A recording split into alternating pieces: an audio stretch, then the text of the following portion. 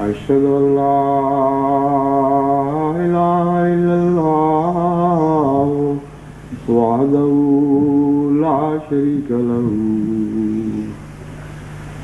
وأشهد أن محمدا عبده ورسوله أما بعد فأعوذ بالله من الشيطان الرجيم بسم الله الرحمن الرحيم الحمد لله رب العالمين الرحمن الرحيم مالك يوم الدين إياك نعبد وإياك نستعين اهدنا الصراط المستقيم صراط الذين أنعمت عليهم غير المغضوب عليهم ولا الضالين.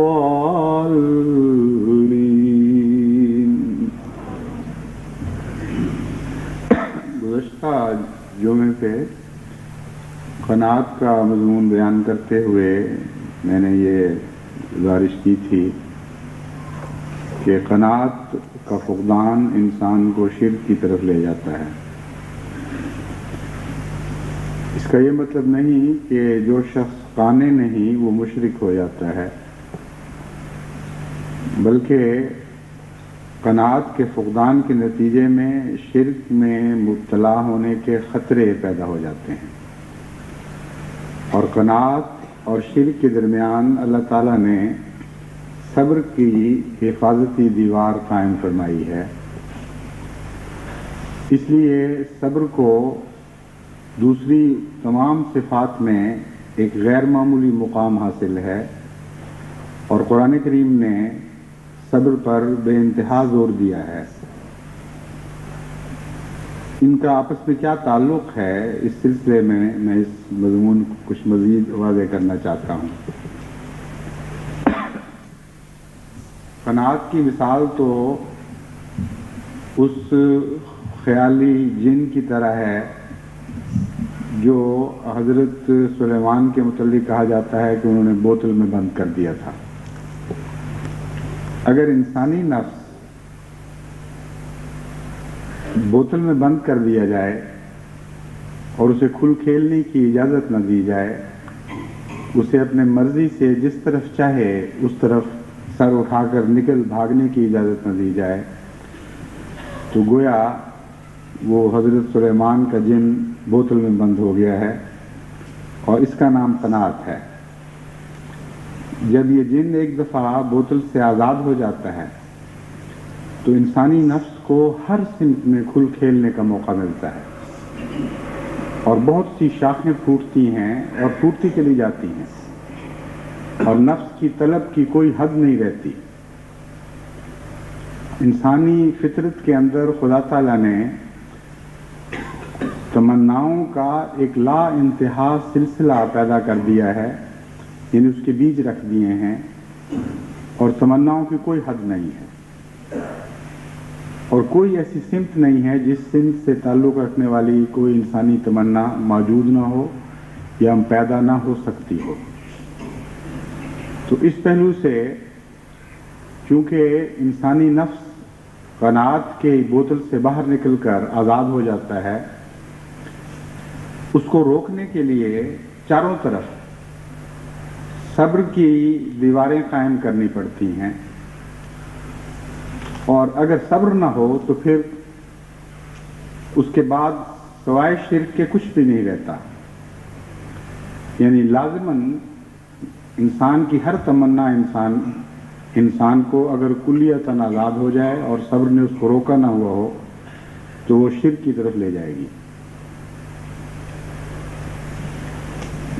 بوتل کا جن کہتے ہیں جب آزاد بھی ہو جائے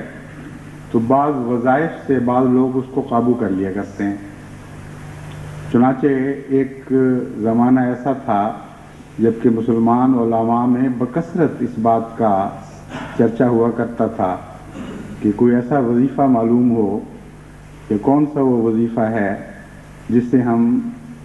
بوتل کا جن قابو کر لیں،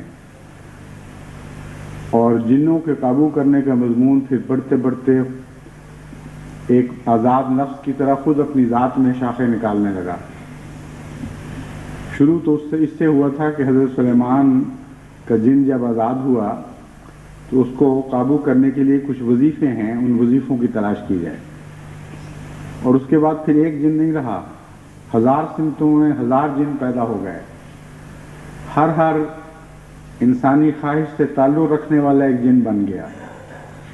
اور مختلف وظائف ایجاد ہونے شروع ہوئے کہ ہم ان جنوں کو قابو کریں۔ امر واقعہ یہ ہے کہ اللہ تعالیٰ نے جن کو قابو کرنے کا ایک ہی وظیفہ بیان فرمایا ہے، وہ صبر ہے۔ اگر انسان کو صبر کا سلیقہ آ جائے اور صبر کا مضمون سمجھ آ جائے تو پھر انسانی نفس کے آزاد شدہ ہر قسم کے جن انسان کے قابو آ سکتے ہیں۔ اس مضمون کو مزید کھولتے ہوئے میں آپ کے سامنے صبر کے چند پہلو رکھنا چاہتا ہوں۔ حس و ہوا جیسا کہ میں نے بیان کیا ہے، جب وہ آزاد ہو تو جہاں بھی آپ نے اس کو کھلی آزادی دی وہاں لازماً آپ کو خدا سے دور اور شیطان کے قبضے میں لے جائے گی۔ کوئی آرزو ہو، کوئی تمنا ہو، جس حد تک بھی آپ اس پر غور کریں گے، جب تک آپ اس کو سنبھالنے کی استطاعت نہیں رکھتے، اس وقت تک وہ تمنا لازماً آپ کو کسی ایسے گناہ میں ملوث کرے گی جو غیر اللہ کے سامنے جھکنے پر آپ کو مجبور کر رہا ہوگا۔ وہ آرزو جو خدا کے بنائے ہوئے قوانین اور اس کی ہدایت کے تابع پوری نہیں ہو سکتی، وہ آرزو جب خدا کے بنائے ہوئے قوانین اور اس کی ہدایات سے باہر جا کر پوری کی جاتی ہے، اسی کا نام شرک ہے۔ اور خدا کے قوانین اور ہدایت کے تابع رکھنے کے لیے صبر کی ضرورت ہوتی ہے، یعنی آرزوؤں کو خدا کے قوانین اور ہدایات کے تابع رکھنے کے لیے صبر کی ضرورت ہو سکتی ہے۔ چنانچہ وہ لوگ جو صبر کرنا جانتے ہیں، اگرچہ ایک تکلیف کی حالت ہے، لیکن صبر کے نتیجے میں رفتہ رفتہ ان کی تکلیف دور ہونے لگتی ہے، اور وہ آرزوئیں جو سر اٹھاتی ہیں اور باغیانہ حالت اختیار کر جاتی ہیں، اگر انسان صبر کرے اور للہ صبر کرے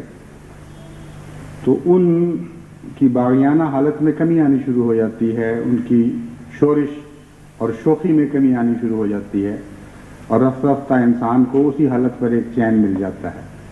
ایک قسم کو سکون نصیب ہو جاتا ہے۔ بس صبر کے نتیجے میں ایک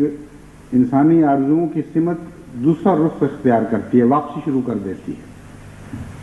اور صبر کا کمال انسان کو پھر قناعت تک پہنچا دیتا ہے۔ یہ وہ مضمون ہے جو انسانی زندگی کی ہر دلچسپی سے تعلق رکھتا ہے۔ انسان جس چیز کو بھی کہتے ہیں، جن خواہشات یا تمناؤں یا احساسات کا انسان مجموعہ ہے، ان خواہشات، ان تمناؤں، ان احساسات کے ہر پہلو سے یہ مضمون تعلق رکھتا ہے۔ بس صبر کی بے انتہا ضرورت ہے، اور اس دنیا میں رہتے ہوئے جہاں مادہ پرستی نے ہر طرف قیامت مچائی ہوئی ہے، جماعت احمدیہ کے لیے صبر کو اختیار کرنا بہت ہی بنیادی ضرورت کی حامل چیز ہے۔ اس کے بغیر ہم نہ اپنے نفسوں کو فتح کر سکتے ہیں، نہ دنیا کو خدا کے لیے فتح کر سکتے ہیں۔ لیکن جیسا کہ میں نے ابھی گزارش کی تھی، صبر کے ساتھ للہ کا لفظ جوڑنا ضروری ہے۔ ایک صبر ہوا کرتا ہے بغیر خدا کے، اور ایک صبر ہوا کرتا ہے خدا کے ساتھ اور خدا کی خاطر. ان دونوں صبروں میں فرق ہے. بعض جانور بھی صبر کرنا جانتے ہیں لیکن وہ کوئی روحانی صفت نہیں. چنانچہ بعض ایسے جانور ہیں جو ہائبرنیٹ ہو جاتے ہیں، یعنی سردیوں میں جب ان کو کوئی غذا میسر نہیں آتی تو وہ صبر کی اتنی غیر معمولی طاقت رکھتے ہیں کہ اپنے جسم کے اندرونی نظام کو ایک غیر شعوری طور پر یہ حکم دے دیتے ہیں، یا کچھ شعوری طور پر پہلے دیتے ہوں گے، پھر رفتہ رفتہ اللہ تعالیٰ نے ان کی استطاعت کو بڑھا دیا، مگر بہرحال آخر پہ پہنچ کر یہ غیر شعوری صورت بن جاتی ہے. یعنی ان کا نفس خود ان کے اپنی ذات پر، اپنی خواہشات پر، اپنے خون کی گردش پر، اپنے دل کی دھڑکن پر پابندیاں لگا دیتا ہے کہ ٹھیک ہے تم بھی زندہ ہو، لیکن حالات ایسے ہیں کہ تمہاری زندہ رہنے کی تمام صلاحیتیں اس وقت کارگر نہیں ہو سکتی. اس لیے خود اپنی خاطر اپنے اوپر صبر کے پہرے بٹھاؤ اور ہر خواہش کو کم کر دو، ہر زندگی کی علامت کو کم کر دو. چنانچہ اس کا نام سائنسی اصطلاح میں ہائبرنیشن ہے. ریچھ ہائبرنیٹ کرتے ہیں اور بہت سے جانور ہیں جو ہائبرنیٹ کرتے ہیں، اور شدید سردی کے موسم میں جبکہ -60 تک بعض علاقوں میں درجہ حرارت گر جاتا ہے اور کچھ کھانے کو بھی نہیں مل رہا ہوتا، برفوں کے اندر دبے ہوئے ریچھ اپنے اوپر صبر کے پہرے ڈال دیتے ہیں. بعض اژدہا بھی ہائبرنیٹ کرتے ہیں اور بعض مینڈک وغیرہ بھی ہائبرنیٹ کرتے ہیں. بس صبر کی انتہائی شکل ہائبرنیشن ہے، اور ہائبرنیشن کے نتیجے میں خدا تعالیٰ نے یہ قانون جاری کیا ہوا ہے کہ آپ کی تمناؤں کو اور آرزوؤں کو سکون آنا شروع ہوتا ہے، ان کی بے قراری میں کمی آ جاتی ہے. چنانچہ جب بھوک کی میں کمی آتی ہے تو وہ گلینڈز جو تیزاب پیدا کرتے ہیں اور بھوک بھڑکاتے ہیں، ان کی حرکت میں بھی کمی آنی شروع ہو جاتی ہے. دل کی دھڑکن بھی کم ہونے لگتی ہے، خون کی گردش بھی کم ہونے لگتی ہے، یہاں تک کہ زندہ رہنے کے لیے ایسے جانوروں کو جتنی حرارت کی ضرورت ہے وہ اتنی کم ہو جاتی ہے کہ ایک دن زندہ رہنے کے لیے عام طور پر ریچھ کو جتنی توانائی کی ضرورت ہے اسی توانائی میں وہ 20 دن مہینہ بھی زندہ رہ سکتا ہے. تو یہ وہ مثال ہے قانون قدرت میں صبر کی، اور صبر کے نتیجے میں کیا کیا فوائد حاصل ہوتے ہیں. مگر یہ جیسا کہ میں نے بیان کیا ہے، یہ صبر للہ نہیں، قانون قدرت کی طرف سے ایک تحفہ ہے. بعض قوموں میں صبر کی عادت ہوا کرتی ہے، وہ بھی للہ صبر نہیں کرتی، مگر ان کے اندر خدا تعالیٰ نے یہ خاصیت رکھ دی ہے کہ مخالف حالات میں وہ برداشت کرنے کی طاقت رکھتے ہیں. چنانچہ ویتنام وار میں جو طاقت جیتی ہے وہ صبر کی طاقت جیتی ہے. امریکہ کی عظیم الشان مادی قوت کے مقابل پر ویتنامی قوم کی صبر کی طاقت تھی اور ان کے پاس کچھ بھی نہیں تھا، اور انتہائی خطرناک حالات میں، انتہائی تکلیف دہ اور صبر آزمائشوں کے وقت میں وہ خاموش پڑے رہتے تھے. اب دلدلوں میں پڑے ہوئے ہیں، جنگلوں میں پڑے ہوئے ہیں، جانتے تھے کہ اگر ہم نے کوئی حرکت کی تو اس کے نتیجے میں ہم پکڑے جائیں گے اور ہمارا دشمن ہماری پہنچ سے پہلے ہم پر حملہ آور ہو جائے گا. چنانچہ اتنی غیر معمولی صبر کی طاقت ان لوگوں نے دکھائی کہ بالآخر امریکہ جیسی عظیم قوت کو بھی اس کے مقابلے پر شکست تسلیم کرنی پڑی. عام طور پر جو انسان جن حالات میں بہت پہلے واویلا شروع کر دیتا ہے اور اس کی برداشت کی طاقتیں ٹوٹ جاتی ہیں، ان عام حالات سے کہیں بڑھ کر ویتنامی قوم نے امریکنوں کے مقابلے پر صبر دکھایا ہے. تو لائی لو جس کو انگریزی میں کہتے ہیں، بعض ایسے وقت آتے ہیں جہاں آپ کو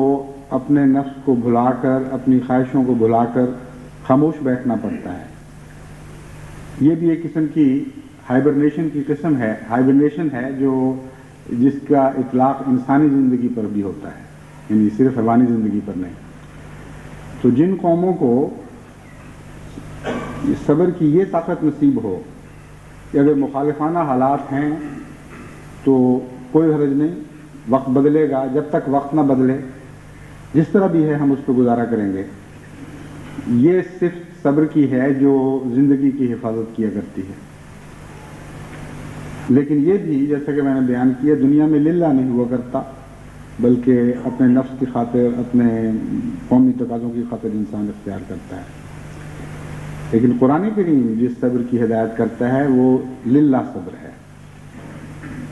اور للہ صبر کے نتیجے میں نہ صرف یہ کہ انسان کی خطرات سے حفاظت ہوتی ہے، بلکہ اس کو اس صبر کا بہترین پھل بھی عطا ہوتا ہے۔ یہ صبر صرف ایک منفی حیثیت نہیں رکھتا، بلکہ ایک مثبت حیثیت اختیار کر جاتا ہے۔ چنانچہ قرآن کریم نے اس مضمون کو بیان کرتے ہوئے بارہا فرمایا ہے ان اللہ مع الصابرین، کہ جو لوگ اللہ کی خاطر صبر کیا کرتے ہیں وہ دیکھیں گے کہ اللہ ان کے پاس ہے۔ اور صبر کے متعلق جن لوگوں کو بھی تجربہ ہے، اور ہر انسان کو کچھ نہ کچھ تجربہ ہوتا ہے، یہ بات بڑی اہمیت رکھتی ہے کہ صبر کے وقت کوئی ساتھی ہے یا نہیں ہے۔ اگر صبر کے وقت کوئی ساتھی نہ ہو تو انسانی تکلیف بہت زیادہ بڑھ جاتی ہے اور صبر کی طاقت اسی نسبت سے کم ہو جاتی ہے۔ اکیلا صبر کرنا بہت مشکل کام ہے، کوئی ساتھی ہو تو پھر وہ صبر کے لمحات نسبتاً آسان ہو جایا کرتے ہیں۔ ویتنام وغیرہ میں بھی قوموں نے بحیثیت قوموں کے صبر کیا ہے۔ اکیلے دکیلے اس قسم کے حالات میں صبر ممکن نہیں ہوا کرتا۔ کوئی بیمار ہو، کیسی تکلیف ہو، اگر اس وقت اس کے ساتھ کوئی آدمی آ جائے، اس کی غمخواری شروع کر دے، اس سے باتیں شروع کر دے تو اس کی تکلیف میں بہت کمی آ جایا کرتی ہے، خواہ ظاہری درد میں اور بیماری میں کمی نہ بھی آئے۔ تو صبر کے ساتھ کسی کے ساتھ کا کسی کا ہونا، صبر کے دوران کسی کا ہونا صبر کی طاقت بڑھاتا ہے اور تکلیف میں کمی کرتا ہے۔ تو اللہ تعالیٰ نے مومن سے یہ وعدہ فرمایا ہے کہ اگر تو صبر کرے اور میری خاطر صبر کرے تو میں تجھے یقین دلاتا ہوں کہ صبر کے وقت تو مجھے اپنے ساتھ پائے گا۔ اس کے نتیجے میں ہمیں کچھ بہت مفید ایسے مفید راز ملتے ہیں جس سے ہم اپنی زندگی کو بہتر بنا سکتے ہیں۔ ایک بات تو یہ یاد رکھیں کہ ان اللہ مع الصابرین کا برعکس بھی ایک ہے کہ جو صبر نہیں کرتا خدا اس کے ساتھ نہیں ہوا کرتا۔ بس فروا الی اللہ کا مضمون اس میں بیان ہو گیا کہ جب آپ صبر چھوڑ دیں گے تو خدا سے دور جا رہے ہوں گے، جب صبر کریں گے تو خدا کی طرف حرکت کر رہے ہوں گے۔ بس ہر قسم کی بے صبری سے ہر قسم کے صبر کی طرف حرکت کرنا خدا کی طرف حرکت ہے۔ گویا کہ اگر صبر چھوڑیں گے تو شرک کی طرف آپ حرکت کریں، غیر اللہ کی طرف حرکت کا مطلب ہی شرک ہے۔ اور خدا پاس ہے، خدا قریب ہے، اس کے کیا معنی ہیں؟ ان اللہ مع الصابرین کا مطلب یہ ہے کہ اللہ تعالیٰ آپ کے نہ صرف یہ کہ آپ کے مشکل وقت کو آسان فرما رہا ہے، آپ کے قریب ہے، بلکہ اس کا مطلب یہ ہے کہ اللہ تعالیٰ آپ کو اس کی غیر معمولی جزا بھی عطا فرمائے گا، آپ کی حفاظت فرمائے گا۔ اگر خدا ساتھ ہے تو وہ قوتیں جن کی تکلیف سے آپ صبر کرنے پر مجبور ہوئے ہیں، ان اللہ مع الصابرین میں یہ وعدہ دیا گیا ہے کہ ان قوتوں پر آپ کو غلبہ عطا ہوگا اور آپ کو فتح نصیب ہوگی۔ بس صبر للہ صبر میں اور بغیر خدا کے صبر میں زمین آسمان کا فرق ہے۔ صبر میں بہرحال فائدہ ہے، لیکن للہ صبر میں اس سے بہت زیادہ فائدہ ہے جو بغیر اللہ کے محض عادتاً یا قومی یا حیوانی ضرورت کے تابع آپ صبر کرتے ہیں۔ اس ضمن میں بعض خاص انسانی حالتوں کا ذکر ضروری ہے جہاں صبر نہ ہونے کے نتیجے میں ہمیں بہت سے مصائب کا سامنا کرنا پڑتا ہے۔ غصہ کی حالت ہے سب سے اہم۔ روزمرہ کے تجربے میں ہم نے دیکھا ہے ہم کسی بات پر اشتعال میں آ جاتے ہیں، اور اشتعال کے وقت جتنا صبر کی کمی ہو اتنا جلدی انسان فیصلہ کرتا ہے۔ بیوی سے لڑائی ہوئی، ساس کی بہو سے ہو گئی، خاوند کی بیوی سے یا رشتہ داروں سے، بہن کی بھائی سے، دوستوں کی دوستوں سے، ہزار قسم کے انسانی تعلقات ہیں، اختلافات ہو جاتے ہیں، اور بعض دفعہ ایک دم انسان اشتعال میں آ جاتا ہے۔ اشتعال میں آنا اور عام غصے کی حالت میں ایک فرق ہے۔ جب میں کہتا ہوں اشتعال میں آ جاتا ہے تو مراد یہ ہے کہ غصہ اچانک ایک دم اتنا بڑھتا ہے کہ انسان کہتا ہے کہ پھر جو کچھ ہو دیکھی جائے گی، اب میں برداشت نہیں کر سکتا، کافی ہو گئی اس بات۔ چنانچہ بعض لوگ لمبا عرصہ باتیں برداشت کرتے چلے جاتے ہیں، اور اچانک کسی بات کے اوپر اس طرح ان کا غصے کا پارا چڑھتا ہے کہ کسی حالت پر ان کو اختیار نہیں رہتا، نہ زبان پر، نہ سوچ پر، نہ کسی اور انسانی جذبے پر، یہ بھی نہیں دیکھتے ماحول میں کون لوگ بیٹھے ہوئے ہیں۔ تو بعض دفعہ ایسے لوگ جو عام طور پر اچھی زبان استعمال کرنے والے ہیں، سلجھی ہوئی باتیں کرتے ہیں، اچانک مغلظات بکنے لگ جاتے ہیں۔ کوئی ان سے پوچھے کہ کیا ہوا ہے آپ کو، کہ تمہیں نہیں پتا، یہ بات نہیں ہے، اس کے پیچھے ایک لمبی کہانی ہے، سنتے سنتے میرے کان پک گئے ہیں۔ تو وہ پہلا جو صبر تھا وہ جب ٹوٹا تو اس نے پچھلی ساری محنت کو ضائع کر دیا۔ اشتعال کی حالت ایسی ہے جو آپ کی سارے کیے کرائے پر پانی پھیر دیا کرتی ہے۔ بعض لوگ مشتعل ہوتے ہیں مہینوں کے صبر کے بعد، بعض سالوں کے صبر کے بعد، لیکن جس وقت بھی وہ مشتعل ہوئے اسی وقت انہوں نے اپنی گزشتہ ساری محنت پر پانی پھیر دیا، سب کچھ کو آگ لگا دی۔ بس اشتعال کے وقت صبر بہت ہی زیادہ ضروری ہے، کیونکہ یہ ایک وقتی نقصان نہیں پہنچا رہا بلکہ آپ کی ایک لمبی محنت کو ضائع کر رہا ہے۔ تبھی حضرت اقدس محمد مصطفیٰ صلی اللہ علیہ وآلہ وسلم نے اشتعال کی حالت سے متنبہ فرمایا، اور فرمایا کہ جب تمہیں غصہ آئے تو ٹھہر جایا کرو، بات کرنے سے پہلے اپنے اوپر ضبط کرنے کی کوشش کرو، استغفار کرو، لاحول پڑھو، اور پانی پی کے کچھ غصہ بجھانے کی کوشش کرو، بیٹھ جایا کرو اگر اس سے بھی غصہ دور نہ ہو، لیٹ جایا کرو اگر بیٹھنے سے بھی غصہ دور نہ ہو، اور کوئی حرکت ایسی نہ کرو اس وقت جس کے نتیجے میں بعد میں تمہیں پچھتانا پڑے۔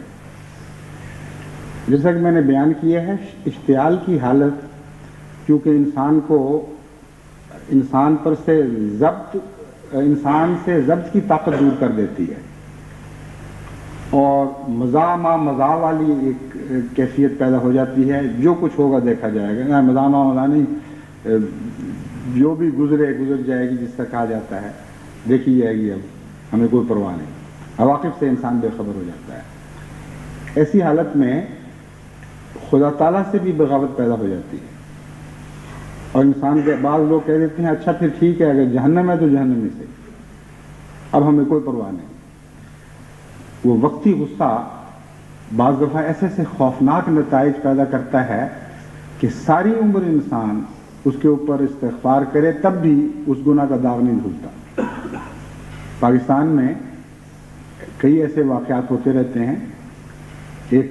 لڑکے نے اشتعال کی حالت میں اپنی بہن کو قتل کیا، اپنے بھائی کو قتل کیا،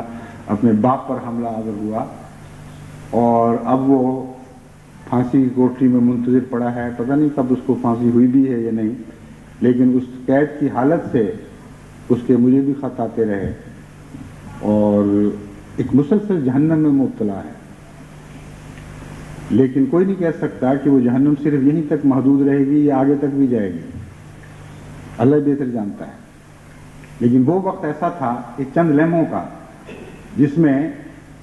اشتعال نے ہر اس ضبط کے پہرے کو توڑ دیا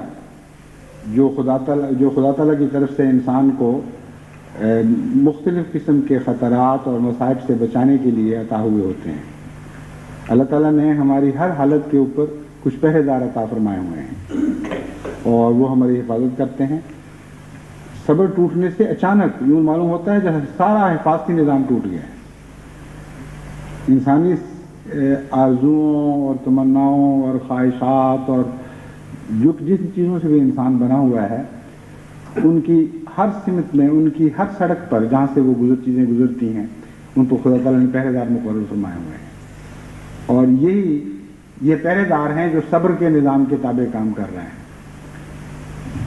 اور جب صبر ٹوٹتا ہے تو سارا دفاعی نظام درمبرن ہو جاتا ہے۔ اشتعال کی حالت میں صبر بہت ہی زیادہ ضروری ہے، کیونکہ میں نے دیکھا ہے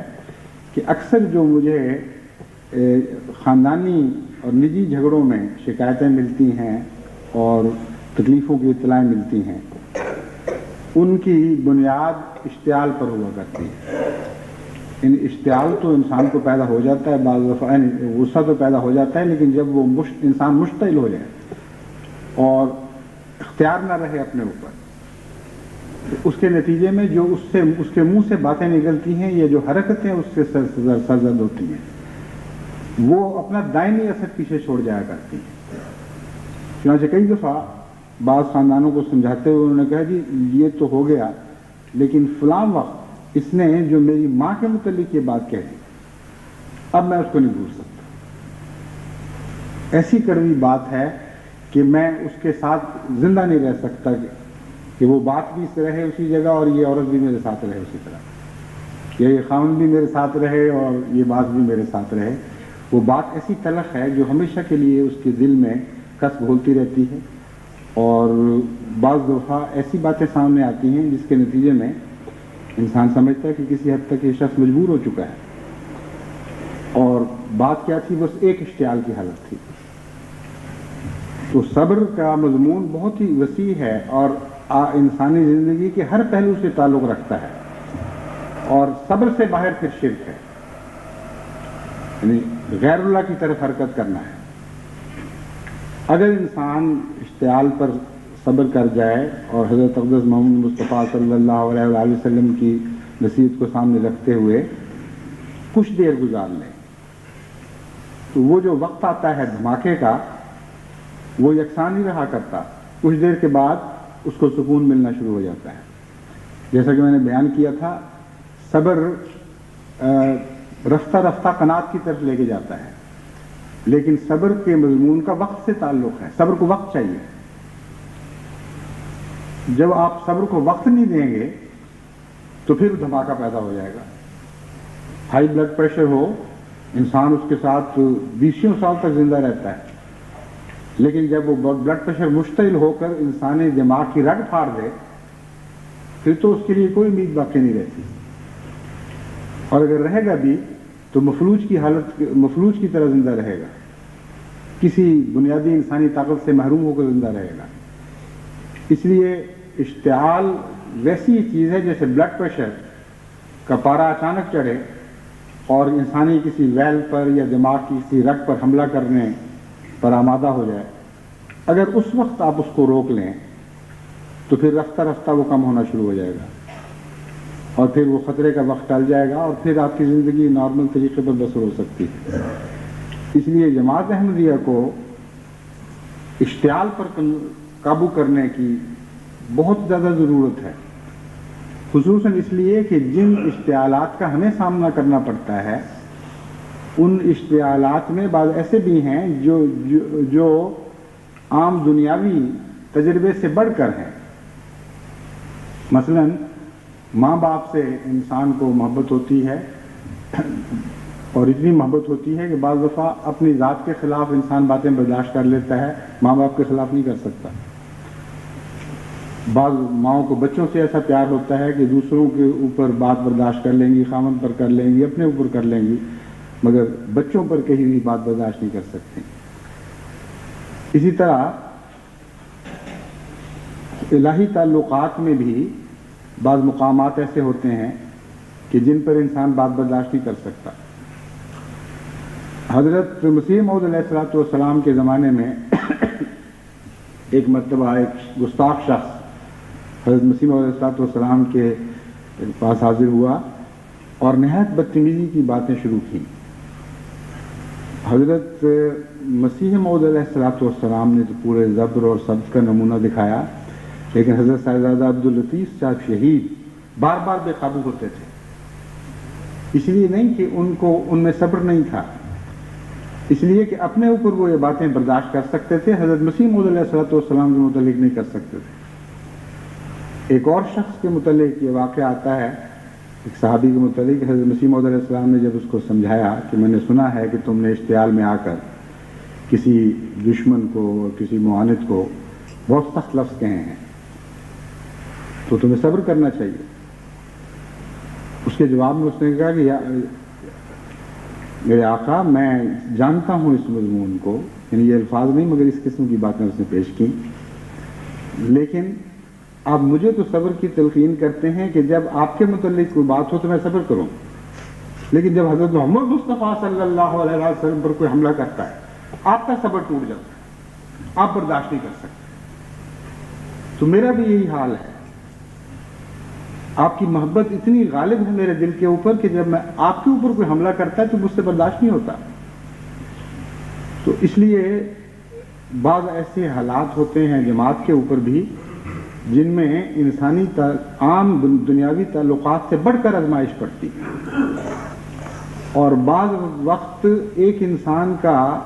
صبر نہ کرنا ساری جماعت کو مصیبت میں مبتلا کر سکتا ہے۔ کسی ایک وقت میں کسی مقام پر کسی شخص نے حضرت مسیح موعود علیہ السلام کے متعلق نہایت ہی غلیظ اور خبیثانہ زبان استعمال کی۔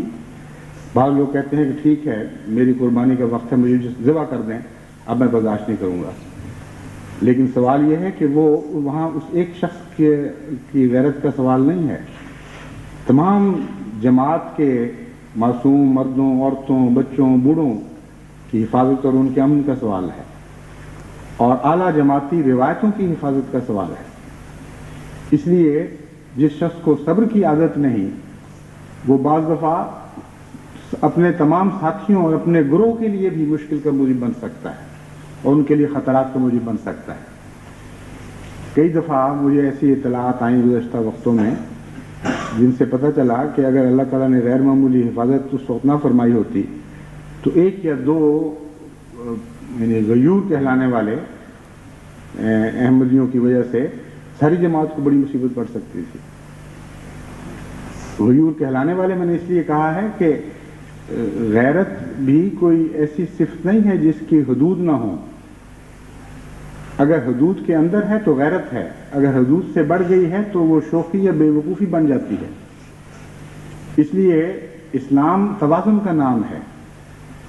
جہاں غیرت صبر کی حدود سے باہر نکل جاتی ہے وہاں غیرت نہیں ہے، دراصل وہاں حماقت ہے، سوائے اس کے کہ خدا تعالیٰ ان حدود کو خود وسیع کر دے۔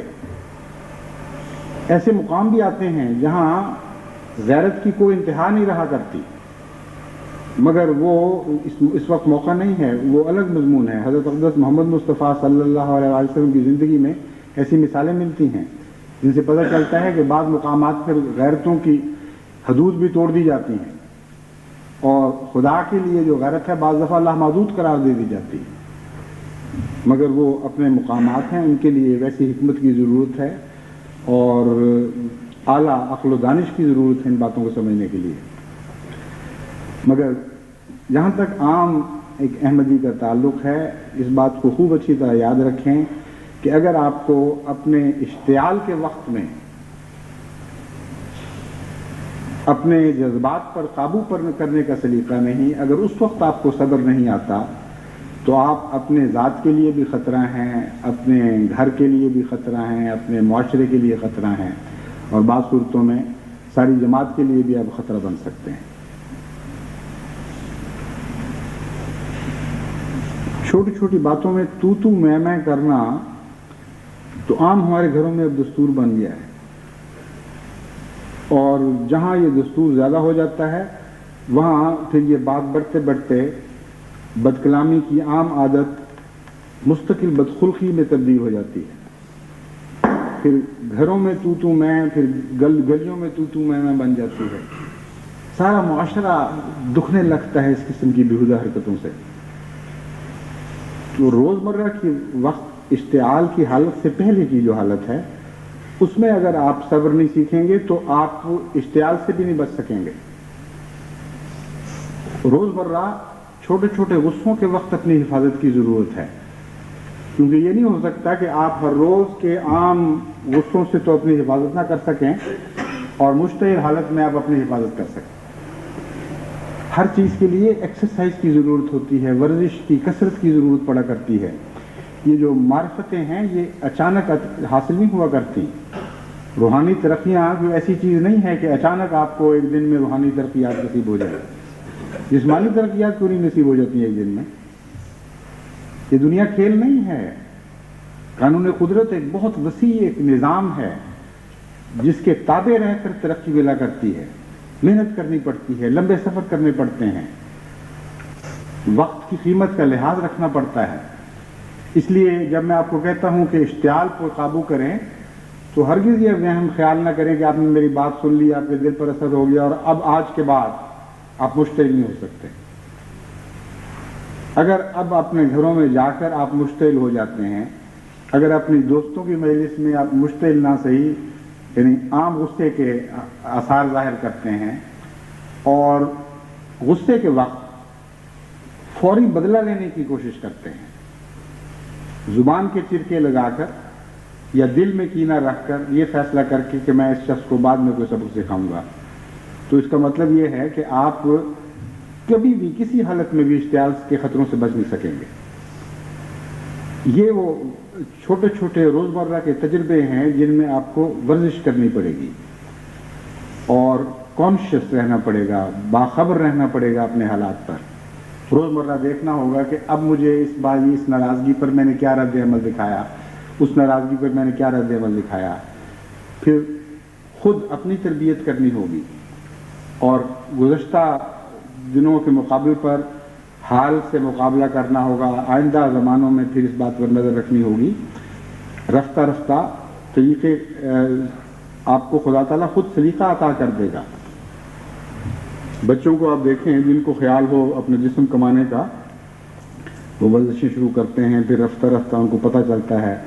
کہ کس جسم کے حصے میں خاص کمزوری تھی،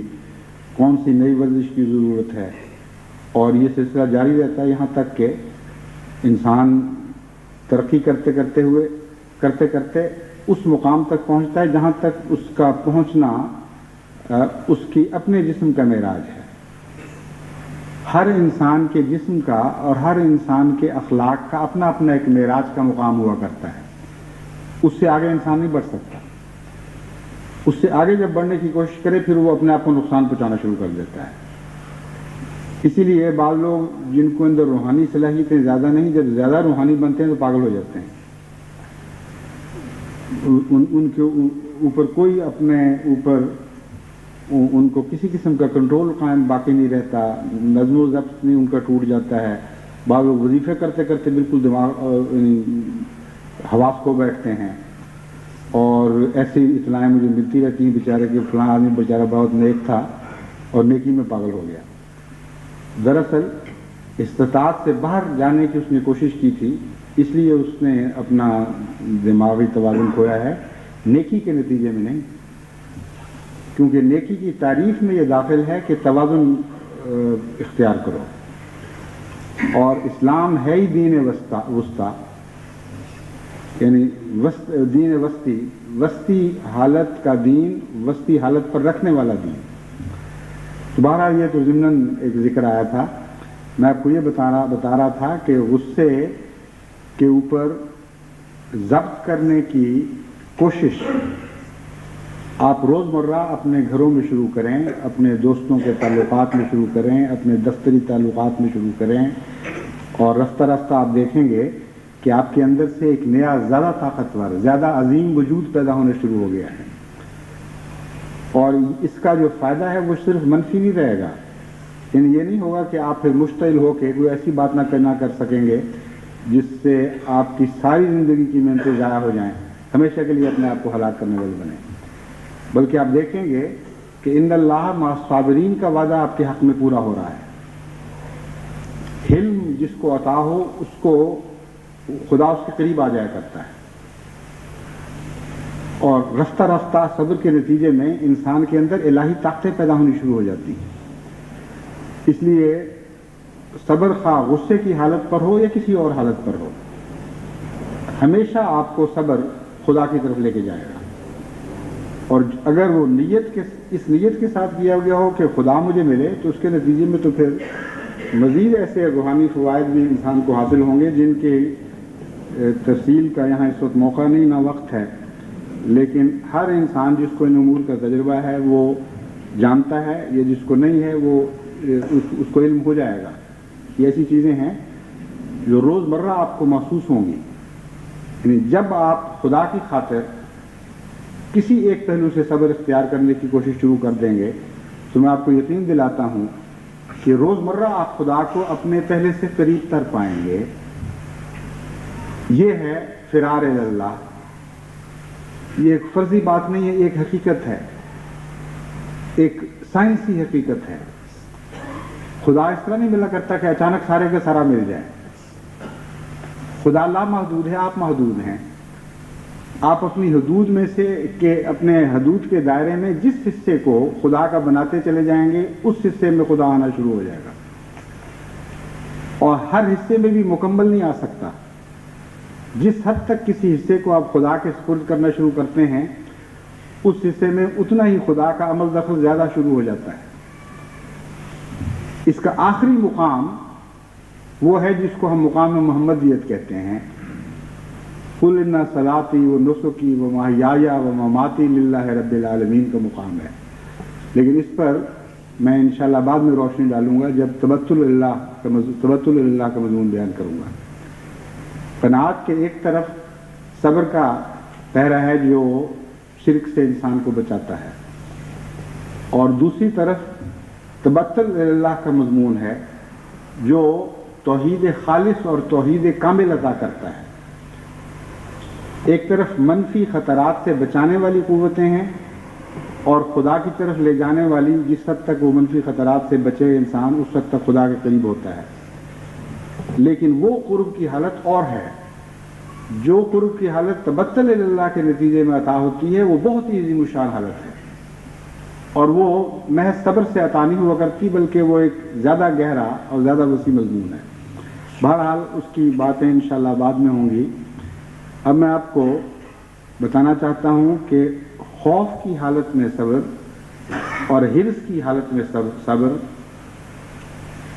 یہ نقص اموال کی حالت میں صبر، نقص جان کی حالت میں صبر، آرزوؤں کے مقابل پر صبر کی مزاحمت، نتائج کے انتظار میں صبر، یہ چند امور ہیں جو میں جماعت کے سامنے خاص طور پر رکھنی چاہتا ہوں۔ خوف کے وقت بھی انسان صبر کا دامن چھوڑ دیتا ہے، اور غم کی حالت میں جب نقصان ہو جاتا ہے اس وقت بھی بسا اوقات صبر کی دامن چھوڑ دیتا ہے۔ اگر خوف کے وقت للہ صبر کیا جائے تو اس کا کیا نتیجہ نکلے گا؟ سوال یہ ہے کہ ایک انسان گھیرے میں آ گیا ہے، کوئی بچنے کی صورت نہیں ہے۔ اگر خوف غالب آ جائے اور صبر نہ رہے تو جو بھی انسان حرکت کرے گا وہ نقصان والی حرکت ہو سکتی ہے، لیکن اگر للہ صبر کرے خوف سے تو اس وقت اس کو ایک قسم کی طمانینت نصیب ہوتی ہے۔ انسان یہ سمجھتا ہے کہ اس خوف سے اگر کوئی بچا سکتا ہے تو خدا بچا سکتا ہے، اور اگر خدا کی مرضی نہیں ہے تو تب بھی میں خدائی کا ہوں، کوئی فرق نہیں پڑتا، جو اس کا فیصلہ مجھے منظور ہے۔ تو وہ خوف غیر اللہ کا نہیں رہتا بلکہ خدا کا خوف بن جاتا ہے۔ شرک کا مضمون توحید میں تبدیل ہو جاتا ہے، ایک دفعہ حضرت مرزا بشیر احمد صاحب رضی اللہ تعالیٰ عنہ نے مجھے اپنا ایک واقعہ سنایا کہ میں نے لوگ کہتے تھے جن بھوت یا اس قسم کے قصے، مجھے انہوں نے فرمایا کہ مجھے زیادہ اس کا تجربہ تو نہیں، لیکن ایک ایسا واقعہ ہے جو اس قسم کے واقعات کے قریب تر ہے، اور وہ یہ کہ میں اپنے دالان میں پوری طرح دروازے بند کر کے لیٹا تھا اور ابھی پوری طرح نیند نہیں آئی تھی کہ میں نے دیکھا میرے ٹانگوں پر ہاتھوں کا دباؤ پڑا ہے، اور اتنا واضح اور مضبوط دباؤ تھا کہ اس کو کسی طرح بھی وہم قرار نہیں دیا جا سکتا تھا، اور چونکہ بجلی بجھا چکا تھا مجھے نظر نہیں آ سکتا تھا کہ کون ہے۔ کچھ دیر کے بعد پھر سے بارہ جب دباؤ پڑا اور بڑے زور سے پڑا تو مجھے اس حالت میں پہلے خوف پیدا ہوا، پھر میں خدا کی طرف متوجہ ہوا، اور میں نے اس وجود کو جو بھی تھا میں نہیں جانتا اس کو میں نے کہا کہ دیکھو، اگر تو تم کوئی غیر اللہ کی خدا کے سوا کوئی طاقت بن کے آئے ہو، کوئی شیطانی طاقت ہو جو مجھے ڈرانے آئے ہو، تو میں موحد ہوں، مجھے کسی غیر اللہ سے کوئی خوف نہیں ہے۔ اگر خدا نے مجھے تم سے بچانا ہے تو بچائے گا، نہیں بچائے گا تب بھی میں اس کی رضا پہ راضی ہوں، مجھے تمہاری کوئی پرواہ نہیں، اور اگر تم خدا کی طرف سے آئے ہو تو پھر کرو جو کرنا ہے، میں کون ہوتا ہوں روک ڈالنے والا۔ میں نے کہا یہ الفاظ میں نے بلند آواز میں ادا کیے، اور اچانک وہ دباؤ ہٹا، اور اس کے بعد پھر کبھی مجھے اس قسم کا تجربہ اس جگہ نہیں ہوا، اور نہ کبھی کوئی خوف پیدا ہوا۔ یہ ہے وہ مضمون جو خوف کے وقت صبر یعنی للہ صبر کے نتیجے میں پیدا ہوتا ہے۔ اگر آپ خوف سے اللہ کی خاطر صبر کرتے ہیں تو لازماً آپ کو ایک اندرونی عرفان نصیب ہوگا، آپ یہ محسوس کریں گے کہ یہ خوف اگر غالب آ جائے تو میں کچھ نہیں کر سکتا، مگر میں اللہ کی خاطر اس خوف کو اپنے نفس پر، اپنی روح پر غالب نہیں آنے دوں گا۔ یہ نقصان پہنچا سکتا ہے تو میرے جسم کو پہنچا سکتا ہے، لیکن اس خوف سے میں مروب نہیں ہوں گا، کیونکہ خدا کے سوا میں کسی سے مروب ہونے والی چیز نہیں، میں خدا کی پناہ میں آتا ہوں۔ اس حالت سے خوف آپ پر جب غلبہ نہیں کر سکتا تو آپ کے اندر سے ایک نئی عظمت پیدا ہوتی ہے، الہی صفات آپ کے اندر جلوہ گر ہوتی ہیں، آپ خدا کو اپنے قریب محسوس کرتے ہیں، آپ جانتے ہیں کہ دنیا کی کوئی طاقت آپ کا بگاڑ نہیں سکتی۔ لا حول ولا قوت کا مضمون آپ کے ضمیر کے اندر روشنی بن کے ابھرتا ہے، یعنی صرف ایک ورد نہیں ہے جو زبان پر جاری ہو، اس کی روشنی آپ اپنے ضمیر کے اندر محسوس کرتے ہیں کہ کوئی خوف خدا کے سوا ہے ہی نہیں، اور اگر کوئی قوت ہے تو صرف خدا کی قوت ہے۔ اس کے نتیجے میں آپ پھر ان اللہ مع الصابرین کا وعدہ پورا ہوتے ہوئے دیکھیں گے۔ پھر نقصان کے وقت کا خوف ہے، جان کا نقصان ہو یا مال کا نقصان ہو۔ بعض لوگ واویلا شروع کر دیتے ہیں، بعض عورتیں ہیں روتی ہیں پیٹتی ہیں، کہتے ہیں ہمیں صبر نہیں آ سکتا۔ بعضوں کی بچیوں کی مائیں چلی جاتی ہیں ایسی حالت میں، ایسی نازک عمر میں، جبکہ ان کو بڑا گہرا نفسیاتی نقصان پہنچ جاتا ہے۔ وہ لکھتی رہتی ہیں کہ ہم اس صدمے کو بھول ہی نہیں سکتے، لیکن واقعہ یہ ہے کہ یہ بات بتاتی ہے کہ انہوں نے للہ صبر کی کوشش ہی نہیں کی۔ اگر ایک انسان کے ہاتھ سے کوئی چیز جاتی رہی ہے تو اس میں اس وقت انسان کو اپنی بے بذاتی اور بے حیثیتی کا علم پہلے ہونا چاہیے۔ ہر نقصان انسان کو یا انکسار سکھا سکتا ہے یا اس کے اندر نظم و ضبط کی جتنی طاقتیں ہیں ان کو توڑ کر فنا کر سکتا ہے۔ اگر نقصان انسان کو انکسار سکھاتا ہے تو یہ انکسار انسان کو خدا کی طرف لے جاتا ہے۔ اگر اس کے ضبط و تحمل کی طاقتوں کو توڑ کر پارا پارا کر دیتا ہے تو سوائے بربادی کے کچھ بھی پیچھے نہیں چھوڑتا۔ ہر ظاہری نقصان کے ساتھ ایک اندرونی نقصان کا عکس پیدا ہوا کرتا ہے۔ قرآن کریم ہمیں یہ سکھاتا ہے کہ اپنے ظاہری نقصان کو اپنے اندرونی نقصان میں تبدیل نہ ہونے دیں، اور یہی صبر للہ کا مطلب ہے۔ اگر ایک انسان کا بچہ ضائع ہو گیا، اس کا کوئی محبوب ہاتھ سے جاتا رہا، اس کے مکان کو آگ لگ گئی، اس کی بزنس ضائع ہو گئی، جو کچھ بھی ہوا ہے، جس حالت میں بھی وہ پہنچا ہے، اگر للہ صبر کرتا ہے تو اس کا مطلب یہ ہے کہ وہ یہ سوچے گا کہ جو کچھ بھی یہ تھا یہ خدا کی طرف سے تھا، اور میں اتنا بے اختیار اور بے بس انسان ہوں کہ اب مجھے پتہ چلا ہے کہ میں کچھ بھی نہیں کر سکتا تھا۔ جب تک یہ چیزیں میرے پاس رہیں، جب چلی گئیں تو میں ان کو روک نہیں سکا۔ انسان کی کیا حیثیت ہے؟ یہ چیز اس کو انکساری سکھائے گی، اور انکساری اسے خدا سے تعلق کی راہ دکھائے گی، کیونکہ انکساری کا مطلب یہ ہے کہ انسان محسوس کرے کہ میں کمزور ہوں، اور کمزوری ہمیشہ طاقتور سے تعلق قائم کرنے کا جذبہ بیدار کیا کرتی ہے۔ اور صبر للہ میں چونکہ اللہ ہی کا مضمون ہے، اس لیے خدا کے سوا کوئی اور خیال اس کے دل میں پیدا ہی نہیں ہو سکتا پھر۔ انسان کی طرف بھاگنے کی بجائے اس کا دل خدا کی طرف بھاگے گا، اور خدا سے ایک تعلق قائم ہو جائے گا۔ اگر یہ نہ ہو تو پھر پیٹتا رہے، جو مرضی کرتا رہے، ساری زندگی اس کی عذاب میں گزرے گی۔ بعض عورتیں پاگل ہو جاتی ہیں قدموں کے ساتھ، گلیوں میں دیوانہ وار پھرتی رہتی ہیں، بعض لوگ سوسائٹی سے اپنے تعلقات توڑ دیتے ہیں، بعض خدا کے خلاف باتیں شروع کر دیتے ہیں کہ وہ کیسا خدا ہے جس نے یہ مصیبت ہم پر ڈال دی، اس کو ہمارے احساس کا کوئی خیال نہیں آیا۔ تو جب صبر ٹوٹتا ہے تو توحید ٹوٹ جاتی ہے، خدا سے تعلق ٹوٹ جاتا ہے۔ ہر قسم کے نقصانات کے لیے انسان اپنے وجود کو کھلا چھوڑ دیتا ہے۔ اس لیے فروا الی اللہ کا مطلب یہ ہے ہر وقت، ہر نقصان کے وقت، ہر خطرے کے وقت خدا کی طرف دوڑنے کی عادت ڈالو۔ اگر تم خدا کی طرف دوڑنے کی عادت ڈالو گے تو تمہیں اس کے نتیجے میں جو صبر نصیب ہوگا وہی ہے جو تمہاری حفاظت کرے گا، اور اگر نہیں کرو گے تو کوئی بھی پاک تبدیلی تم پیدا نہیں کر سکتے، اپنے حالات کو بہتر نہیں بنا سکتے، لیکن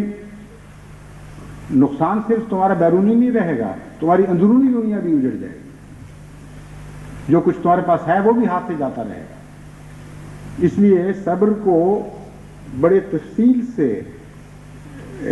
سمجھنا چاہیے، بڑی تفصیل سے سمجھ کر اپنی انسانی زندگی کی ہر حالت پر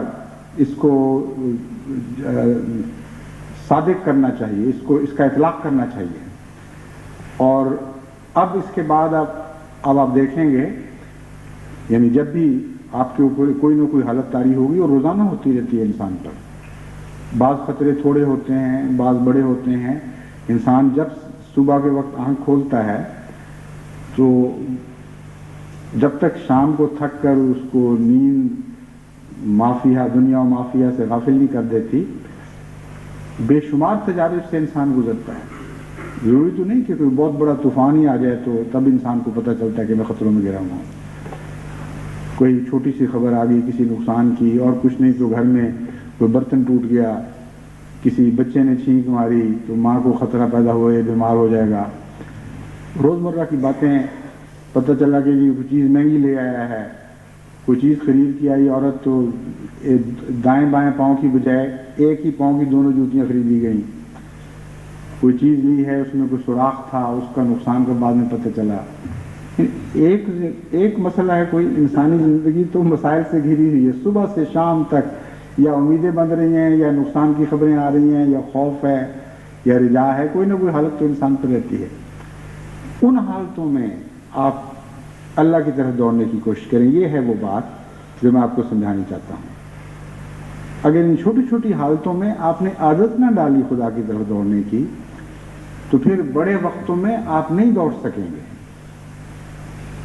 آپ نے دیکھا نہیں، جب جنگیں آیا کرتی ہیں تو حکومتوں کی طرف سے ایسی مشقیں کروائی جاتی ہیں کہ اگر ایئر ریڈ کا الارم بجے تو تم نے کن پناہ گاہوں کی طرف دوڑنا ہے۔ اور یہ جو تجربہ ہے یہ انسان کو تو اس رنگ میں کبھی کبھی پیش آتا ہے حیوانی زندگی میں تو ہر روز یہ تجارت بعض دفعہ گھنٹے میں کئی مرتبہ تجارت ہوتے رہتے ہیں. آپ نے چڑیاں چگتی نہیں دیکھی کس طرح وہ بار بار دائیں بائیں دیکھ رہی ہوتی ہیں, اور ہر چڑیا جو اس حال نگرانی کر رہی ہوتی ہے اپنی یا اپنے ساتھیوں کی کہ کہیں کوئی دشمن حملہ آور تو نہیں ہو رہا, اس کو پتہ ہوتا ہے کہ میری پناہ گاہ کون سی ہے. ہر چوہا جو بل سے باہر جاتا ہے اس کو علم ہوتا ہے کہ میں نے کس پناہ گاہ کی طرف واپس دوڑنا ہے. کوئی دنیا کا جانور نہیں ہے جو اپنی پناہ گاہ کو نظر انداز کر کے میدانوں میں باہر ہے. اگر وہ ایسا کرے گا تو وہ دنیا سے مل جائے اور نابود ہو جائے گا. اس وسیع حیوانی تجربے سے انسان کیوں فائدہ نہیں اٹھاتا؟ اگر آپ کو خدا کی پناہ گاہوں کی طرف دوڑنے کی عادت نہیں رہی, اگر آپ کو معلوم نہ ہوا کہ کن پناہ گاہوں میں آپ نے کن خطروں کے وقت پناہ لینی ہے, تو آپ کھلے آسمان کے نیچے بغیر چھت کے بغیر کسی سہارے کے پڑے رہ جائیں گے. خطروں کے وقت پھر کوئی پناہ گاہ آپ کو یاد نہیں آئے گی, آپ کو توفیق نہیں ملے گی کہ آپ خدا کی پناہ میں آ جائیں. خدا کی پناہ میں آنا ہے تو روزانہ کی زندگی میں ہر روز یہ مشق کریں. انسانی حالات میں تو یہ جنگوں کے زمانے کبھی کبھی آیا کرتے ہیں, لیکن خدا تعالیٰ نے جس جہاد کی طرف مومن کو متوجہ کیا ہے, نفس کا جہاد, اس کی جنگ ہر روز ہر لمحہ جاری ہے. ہر لمحہ ایسے خطرات درپیش ہوتے ہیں کہ جب آپ خدا کی کسی صفت کی پناہ گاہ کی طرف دوڑتے ہیں, اگر نہیں دوڑتے تو پھر آپ غافل ہیں, اور غافل کو ہمیشہ خطرات ایسے وقت میں آ لیتے ہیں کہ کوئی چیز اس کی حفاظت نہیں کر سکتی. بس غفلت سے ایک ہوش کی حالت کی طرف منتقل ہوں. خدا تعالیٰ کی پناہ گاہیں لا منتہا ہیں. آپ کے خوف جتنے بھی ہو سکتے ہیں, ہر خوف سے بڑھ کر اس کے مقابل پر خدا تعالیٰ نے آپ کے لیے ایک پناہ گاہ رکھی ہوئی ہے. لیکن روزمرہ اس کی مشق کریں, پہچانے کہ وہ کون سی پناہ گاہ ہے, کس طرح آپ نے خدا کی پناہ میں آنا ہے, کس طرح اس کی حفاظت میں جانا ہے. پھر آپ کو اللہ تعالیٰ کے فضل کے ساتھ بڑے بڑے خطرات سے پناہیں ملیں گی. کوئی دنیا کی طاقت, کوئی دنیا کا خوف ایسا نہیں ہے جو آپ کے اوپر غالب آ سکے. حضرت مسیح موعود علیہ السلام کو جب اللہ تعالیٰ نے عالمی خطرات کی خبریں دیں اور زلازل کی خبریں دیں اور بتایا کہ بہت ہی خوفناک آگے ہیں جو تمام جہان کو اپنی لپیٹ میں لے لیں, تو ایسے بندوں کے متعلق بھی آپ کو خبر دی گئی جو خطرات کے وقت خدا کی پناہ میں آنے کے عادی ہو جایا کرتے ہیں, جن کے دل میں خدا کا پیار ہوتا ہے. تو آپ نے فرمایا آگ ہے اور آگ سے وہ سب بچائے جائیں گے جو کہ رکھتے ہیں خدائے ذوالعجائب سے پیار. بس جیسا کہ میں نے پہلے خود میں بھی کہا تھا, خدا سے پیار کے نتیجے میں خدا کی طرف دوڑنے کی عادت ڈالیں, یہی آپ کی پناہ گاہیں ہیں.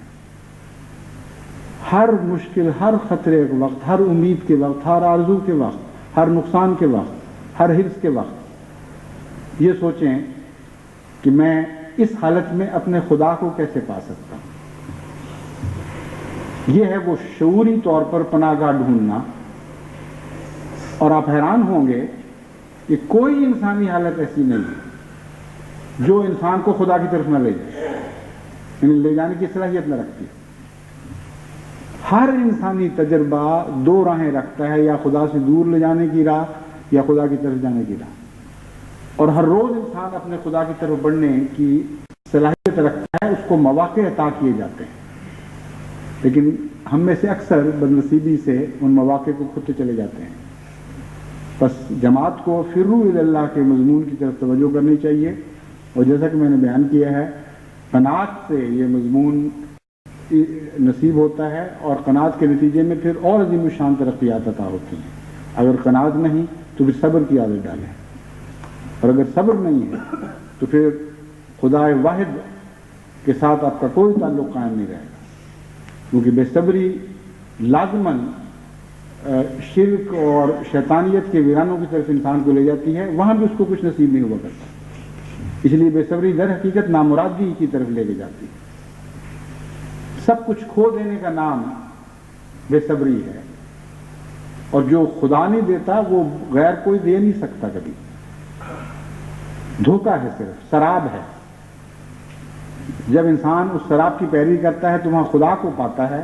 کہ وہ اس کا حساب دے، اس کے سوا اس کو کچھ نصیب نہیں ہو کرتا. تو اللہ تعالیٰ جماعت کو صحیح معنوں میں فرار اللہ کی توفیق بخشے، اس جماعت کو کہ ہر فرد کو قناعت عطا فرمائے اور صبر کی فصیلیں اس کی قناعت کی، اس کی خواہشات کی چاروں طرف سے حفاظت کر رہی ہوں. ہمیشہ وہ خدا کی پناہ میں رہے اور خدا کی پناہ میں دوڑنے کی عادت ڈالے. یہ ایسے آپ بن جائیں، اس حالت میں آپ اگلی صدی میں داخل ہوں تو میں آپ کو یقین دلاتا ہوں کہ خدا کی قسم آپ خدا کی پناہ گاہیں بن جائیں. تمام زمانہ خدا کو ڈھونڈنے کے لیے آپ کی طرف دوڑیں گے اور آپ کی پناہ گاہیں دنیا کو ہر قسم کے شرعی خطرات سے نجات بخشیں گی. خدا کرے کہ ایسا ہی ہو. خدا کرے کہ اگلی صدی خدا کی صدی ہو اور خدا کی پناہ گاہوں کی صدی.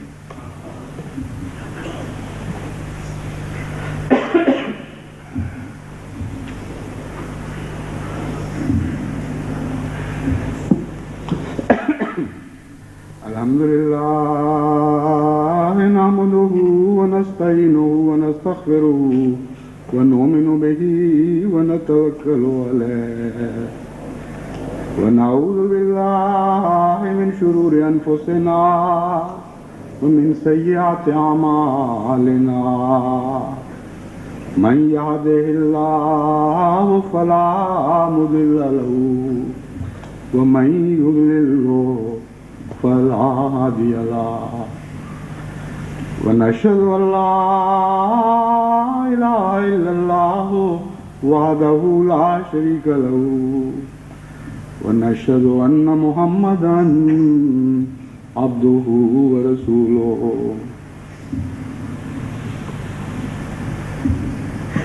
عباد الله رحمكم الله